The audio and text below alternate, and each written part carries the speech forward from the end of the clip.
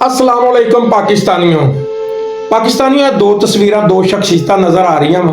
ऊपर ए बानिए पाकिस्तान बाबा हजरत कायद आजम रहमतुल्लाह अलैह है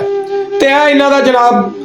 सिपाही इहदे पाकिस्तान की हिफाजत करने वाला जिहड़ा बाबा जी ने बड़ी मेहनत बड़ी स्ट्रगल दे नाल बनाया सीगा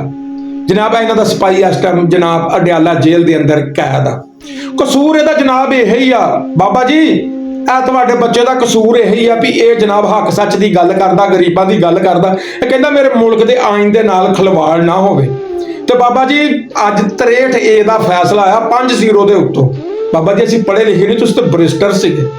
बड़े वड्डे वकील सीगे पाकिस्तान का सारा मुकदमा केस ही सरकार तुसीं लड़िया तुहानूं ते कवर दे विच भी पता होना कि जनाब इत्थे की हो रहा वा बाबा जी 63 ये दसदे आ भी भावें हलाल नूं हराम कर लो ते भावें हराम नूं हलाल कर लो बाबा जी एक औरत हुंदी सी ओह कहिंदी हुंदी सी छांगा मांगा दी सियासत फिर जनाब असीं इहनूं कोई अपनी ज़बान दे विच लोटे जनाब लैन देन की सियासत पैसे लो जो मर्जी कर लो बाबा जी आ वोट जिहड़े आ ना इहदा मकसद ये भी तुहाडे बच्चे दे नां दे उत्ते लवो ठीक है तो मुड़ के असैंबली दे विच जाके जिन्नू मर्जी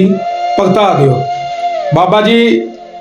आ तुहाडे बने हुए पाकिस्तान दे नाल जिहड़ा ना उहदे आइन दे नाल खलवाड़ कर रहे बाबा जी मैनूं पता तुहाडी रूह दुखी होनी आ बाबा जी सानूं माफ़ कर दिओ असीं ना तुहाडी हिफाजत कर सके सानूं पता चंद दिन पहले भी जवेद हाशमी ने दस्सिया ते हिफाजत बाबा जी साडी इहदे कोल भी नहीं हो रही कोशिश कर रहे हैं कि या मेरे मालका